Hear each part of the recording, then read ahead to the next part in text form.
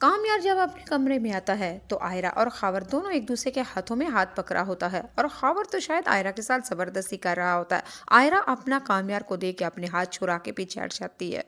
کامیار نے جب خاور کو دیکھا تو لال پیلا ہو گیا۔ میرے گھر میں اور گھر سے میرے بیڈ روم تک تمہیں کس نے یہ رستہ دیا اور کس نے اجازت دی ہے؟ کامیار خاور کے پاس آتا ہے اور اس کا ہاتھ پکڑ کے اس کے چہرے کے اوپر درل درل کر کے چھترول شروع کر دی اور کہا، بدتمیز انسان، میں تو تمہیں ہاسپٹل میں برداشت نہیں کر پاتا، اور تم میرے گھر اور گھر سے بیڈ روم تک ایسے کیسا ہو گیا؟ اور تمہاری اتنی جرت؟ جی ناظرین و سامعین، خاور میاں آگے سے صفائی دینے کے لیے کچھ بول ہی رہے تھے، لیکن کامیار تو سننے کو تیار نہیں۔ چھرت چھرت کر کے چھترولوں کے ساتھ کامیار نے کی خاور کی چھترول اور گھر سے دفعہ دور کر دیا۔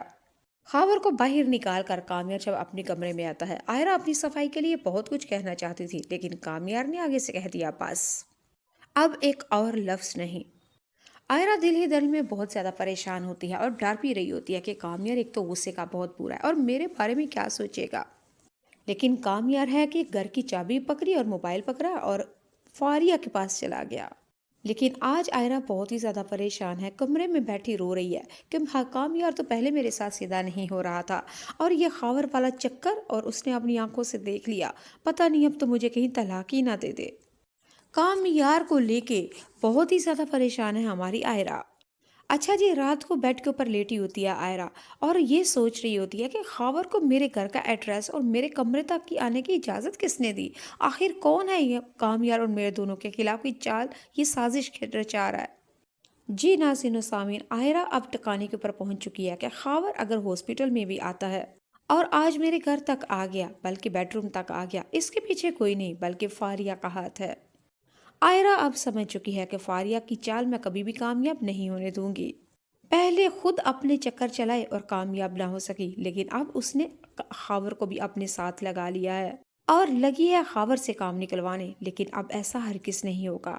جی ناظرین و سامعین، اگلی ایپیسوڈ میں آپ لوگ دیکھیں گے کامیار رات کو فاریہ کے پاس اور پارٹی میں گزار کے آتا ہے پوری رات، اور صبح سویرے جب گھر میں آتا ہے تو آئرہ نے آتے ہی کامیار سے کہا، کامیار مجھے اپنی صفائی کے بارے میں کچھ کہنا ہے۔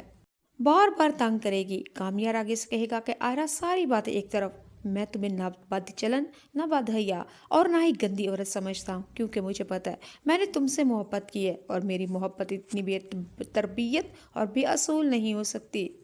جی ناظرین و سامعین، کامیار نے نہ کہتے ہوئے بھی بہت کچھ کہہ دیا۔ آئرہ کو دل سکون آ چکا، آنکھوں میں آنکھیں ڈال کے کامیار سے کہتی ہے، اگر تمہیں پتہ ہے تمہاری محبت پاک ہے تو تم میری طرف کیوں نہیں دیکھتے؟ کیوں مجھے اگنور کرتے ہو؟ کیوں مجھے ذلیل کرتے ہو؟ کیوں مجھے رلاتے ہو؟ کیوں تنگ کرتے ہو؟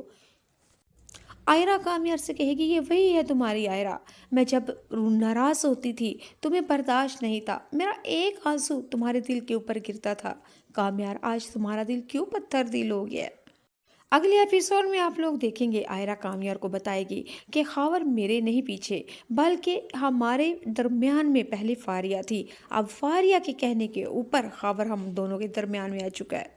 کامیار کہیں ایسا نہ ہو میں اور تم کمزور پڑ جائیں اور باہر فاریہ اور خاور جیت جائیں۔ آئرہ کی یہ بات سن کے کامیار اچانک پریشان ہو جاتا ہے اور سوچے گا، کیا واقعی فاریہ یہ گھنونی حرکت کر سکتی ہے؟ جی ناظرین و سامعین، دیر آئے اور درست آئے، اب پتہ چل چکا ہے